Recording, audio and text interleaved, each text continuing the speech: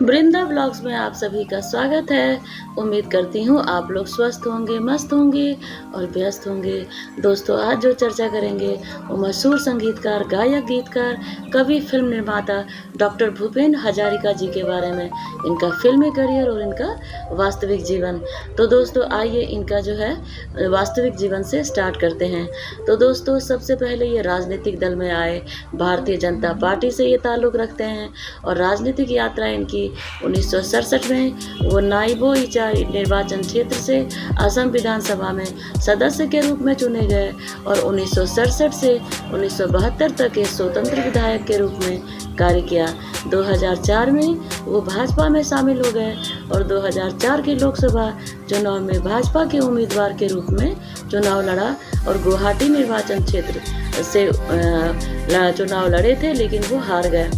अगर इनकी आजीविका की बात की जाए तो प्रथम प्रवेश इनकी गायन बाल कलाकार के रूप में फिल्म इंद्रमालती में हुआ था और सिराज फिल्म निर्देशक एरा बातोर सुर में 1956 में और प्रसिद्ध असमिया गाने मोई इति जाजा बोर और बहुत सारे गाने इन्होंने असमिया में गाए।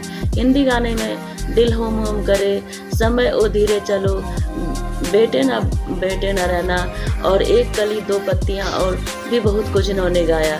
और पुरस्कार सम्मान की बात की जाए, पद्मश्री 1977 में सिनेमा और संगीत के माध्यम से जनजातीय कल्याण और जनजातीय संस्कृति के उत्थान में उस उत्कृष्ट योगदान के लिए अरुणाचल प्रदेश राज्य सरकार की ओर से स्वर्ण पदक 1979, संगीत नाटक अकादमी पुरस्कार 1987, दादा साहब फाल्के पुरस्कार 1992, पद्म भूषण 2001 में, संगीत द्वारा अकादमिक अकादमी रत्न पुरस्कार 2008 में, असम राज्य द्वारा असम रत्न पुरस्कार 2009 और पद्म विभूषण मरणोपरांत 2012 असम साहित्य सभा द्वारा विश्व रत्न उपाधि से सम्मानित किया गया।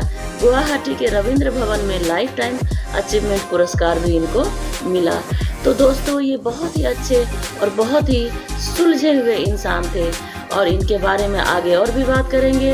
इनकी व्यक्तिगत जीवन में तो 8 सितंबर 1926 को इनका जन्म हुआ सदिया असम प्रांत इंडिया में और मृत्यु की तिथि इनकी है 5 नवंबर 2011। मौत की जगह मुंबई महाराष्ट्र और मौत का कारण था शरीर के कई अंग इनका खराब हो गया था।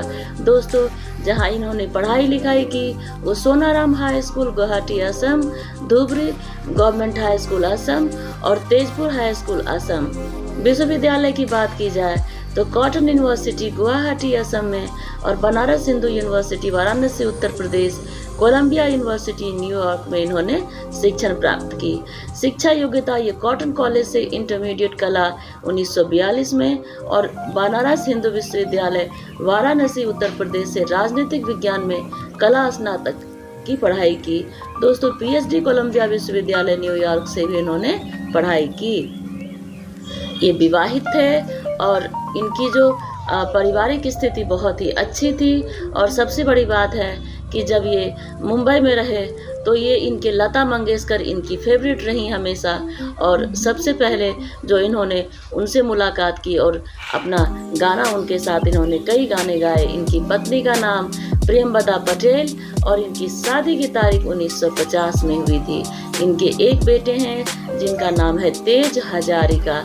इनके पिताजी का नाम नीलकंठ हजारिका, माता का नाम शांति प्रिया हजारिका और भाई हैं जयंत हजारिका, वो भी गायक हैं और सुषमा हजारिका इनकी बहन है। कुल 9 भाई बहन है। दोस्तों, पहले के ज़माने में ज़्यादा भाई बहन हुआ करते थे। दोस्तों, भूपेन हजारिका अपने माता पिता के 10 संतानों में सबसे बड़ी संतान थे। 1929 में उनके पिता नीलकंठ हजारिका परिवार के साथ गुवाहाटी के भरलूमुख क्षेत्र में स्थानांतरित हुए और फिर बेहतर संभावनाओं के लिए वो 1932 में धुबरी और 1935 में तेजपुर चले गए। उन्हें बचपन से ही संगीत में रुचि थी, इसलिए उनकी मां ने कम उम्र में पारंपरिक असमिया संगीत और लोरी से परिचित करा दिया।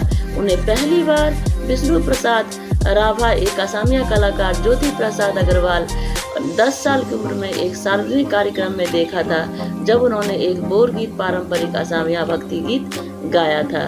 1936 में इन्होंने ज्योति प्रसाद अग्रवाल, जो कि कलकत्ता ले गए, उन्होंने अपना गाना स्टार्ट किए और एमए पूरा करने के बाद उन्होंने ऑल इंडिया रेडियो गुवाहाटी में काम करना भी शुरू किया।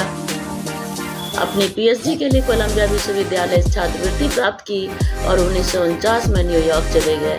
न्यूयॉर्क में वो पॉल रॉबिन्सन, एक गायक के अच्छे दोस्त बन गए और जिन्हें उन्हें संगीत गीत ब्रिस्टनो पारोल में अधिक प्रभावित किया। दोस्तों, अमेरिका से लौटने के बाद उन्होंने गुवाहाटी विश्वविद्यालय में शिक्षक के रूप में काम किया। 1953 में उन्होंने वामपंथी IPTA Indian People's Theatre Association के साथ ये जुड़ गए।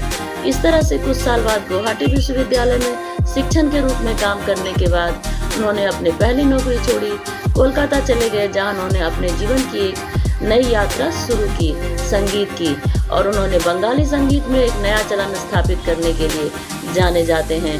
1993 में असमिया साहित्य सभा के अध्यक्ष नियुक्त हुए। 2011 में उन्होंने गांधी टू हिटलर के लिए अपने गाने रिकॉर्ड किए।